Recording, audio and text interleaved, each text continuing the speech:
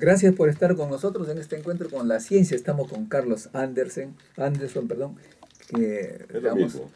bueno, le vamos a preguntar algo concreto. Carlos, conversábamos hace poco esta idea que la escuché, dicho sea de paso, de un líder educacional europeo.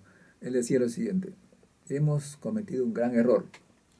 Le hemos pagado demasiado a los científicos e ingenieros para que vengan de los laboratorios a los bancos, a los MBAs, a estas cosas de los cálculos de desarrollo de capital, y entonces los laboratorios han dejado de producir reconocimiento tecnológico como antes, y los que estaban en el banco ya no sabían con qué trabajar porque no había productos y servicios novedosos.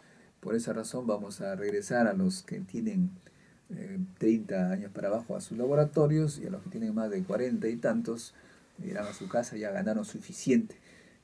La razón entonces aparentemente es esa prioridad que se le da a las personas que más piensan qué hacer con la plata que a la gente que hace investigación tecnológica. No estás muy de acuerdo, pero dime tu opinión. No, evidentemente que no estoy de acuerdo, ¿no? Porque me parece, perdóname, un poquito jalado de los pelos esa lógica. A ver, las finanzas, desde antiguo, desde su origen, ¿no? Ha tenido la capacidad, evidentemente, de atraer las mejores mentes, ¿sí? Y atraerlas no solamente con un tema de dinero, ¿ah? Sino también porque es un reto intelectual. De repente, del sector científico duro, no se aprecia que también en el sector financiero hay innovaciones tecnológicas, innovaciones financieras que han hecho, por ejemplo, que la distancia que existía entre quienes tienen los capitales y quienes los necesitan se haga cada vez más reducida, ¿no? Y eso crea bienestar económico. Esa es la forma como se ha desarrollado el capitalismo mundial durante los últimos 200 años. Y a pesar de las crisis, etcétera, lo cierto es que hoy en día el mundo, la gente del mundo vive pues infinitamente mejor que lo que vivía hace 200 años. Una familia de clase media peruana vive mejor que como vivían los reyes de Inglaterra en el 1700, ¿no? Entonces esas son cosas innegables y son productos también de la contribución del sector financiero. Entonces, eso por un lado. Segundo, que yo sepa, a nadie se le puede imponer, ¿no? Que tome decisiones simplemente por un tema altruístico, ¿no? O sea, el altruismo es algo, no sé, inherente a las personas y una decisión individual.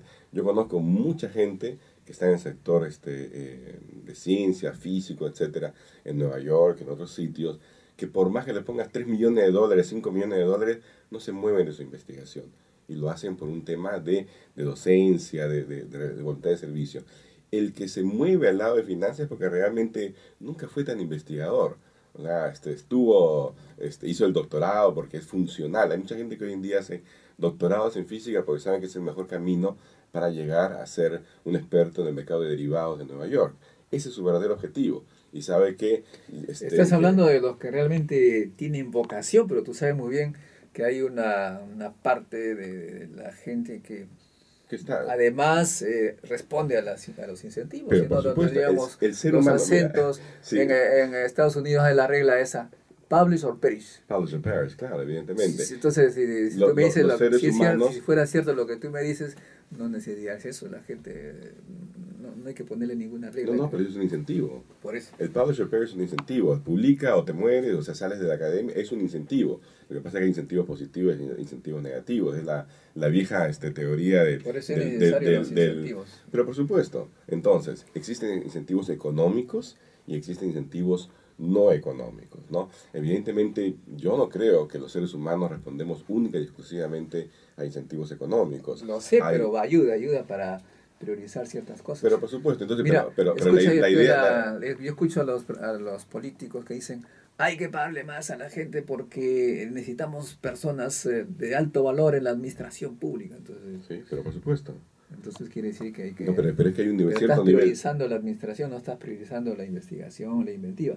estás conduciendo la vocación. A ver, ustedes que son científicos, a ver, dime si no estaría mejor, no se sentirían mejor con ustedes mismos si realmente pudieran dedicarse solamente a su ciencia, teniendo un reconocimiento público, con un sueldo bien pagado, para que no tengan que salir a hacer taxis o cosas por el estilo, ¿no? Entonces, yo también creo lo mismo. Hemos hablado, por ejemplo, en algún momento de la educación en Finlandia.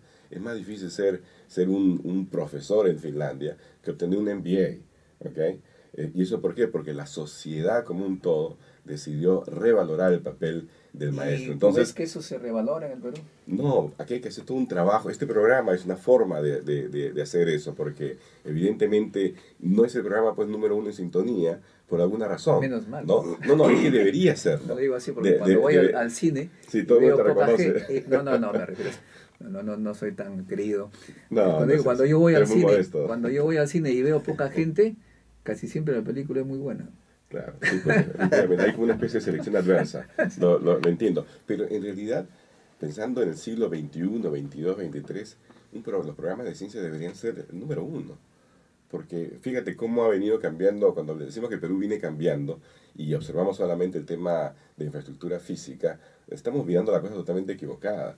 El Perú viene cambiando, sobre todo en la rapidez con que viene absorbiendo los cambios tecnológicos, ¿no? Hoy en día no hay ninguna diferencia entre un chico de clase media peruana y un chico casi de clase media norteamericana en términos de cómo se relaciona con el mundo a través de las redes sociales, a través de qué es lo que espera. He visto unos videos de unos niñitos de 2 añitos, 1 añito y algo, tocando un iPad, como entendiendo la lógica de que pones el dedito y haces clic y lo puedes mover. O sea, realmente impresionante, ¿no?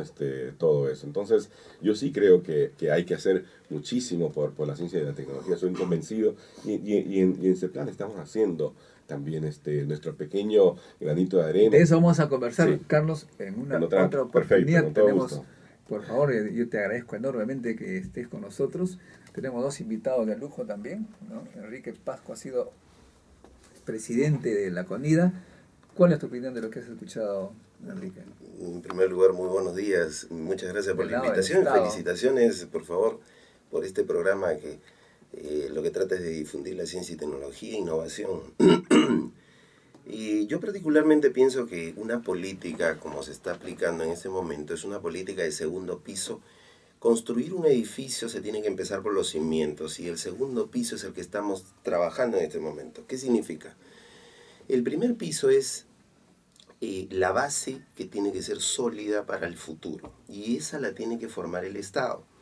El Estado tiene que cumplir su función de rol promotor y en ese sentido es lo que se necesita ahora. El Estado dicta políticas, esas políticas se tornarán en acciones futuras y esas acciones son las que estarán encaminadas a transformar nuestra sociedad.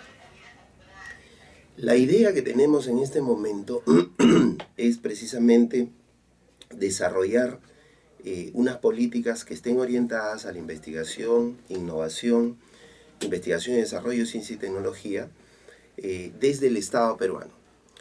Keynes, yo recuerdo por los estudios que hemos hecho, y acá hay un brillante economista, decía que la economía no se regula sola en un Estado y es necesario la intervención de con la finalidad de que podamos tener por lo menos una base.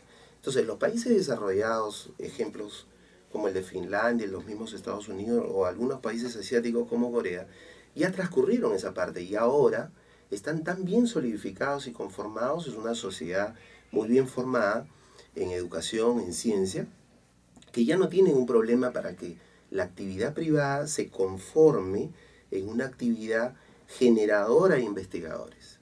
Pero en el Perú eso no sucede porque estamos en el primer piso que yo mencionaba al principio de esta gran construcción. Y tenemos los elementos necesarios para crecer. Tenemos en este momento gente, tenemos población, tenemos recursos, tanto económicos como naturales, para poder crecer. Entonces, ¿qué es lo que falta? Esa orientación que yo menciono desde el Estado, y creo yo que la participación de ese plan es importantísima, para que apoye de una manera, entre comillas, vamos a llamarle obligatoria, tanto en el sector público como privado, a hacer investigación, desarrollo e innovación, el conocido I+D+I, ¿no? Eso es lo que yo creo, en primer lugar. En segundo lugar, en el tema de ciencia y tecnología aeroespacial. Esta es una herramienta. Y como herramienta se constituye en un medio para que nosotros podamos obtener información de nuestra superficie geográfica a través de métricas. No se puede corregir o no se puede mejorar nada que no se conoce. Y no se puede corregir nada que no se conoce desde el punto de vista medición.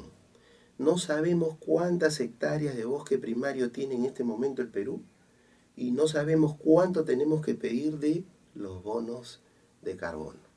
Claro, si no conocemos dentro de este 1.285.000 kilómetros cuadrados que tiene nuestro territorio, cuánto es de bosques primarios y cuánto es de bosques secundarios o cuánto está deforestado. En eso, la ciencia aeroespacial se constituye en un punto fundamental y por eso que la adquisición de este satélite que ya ha anunciado el ministro de Defensa se torna en un elemento fundamental para nosotros, ¿no? Perfecto, estamos ya en la pausa. Les rogaría a ustedes que se quedaran para el cuarto bloque que nos va a explicar Néstor Tevez, el tema también importante que es el recurso hídrico, que tampoco lo estamos estudiando, Carlos. Totalmente. Regresamos. Vital, nuestro amigo.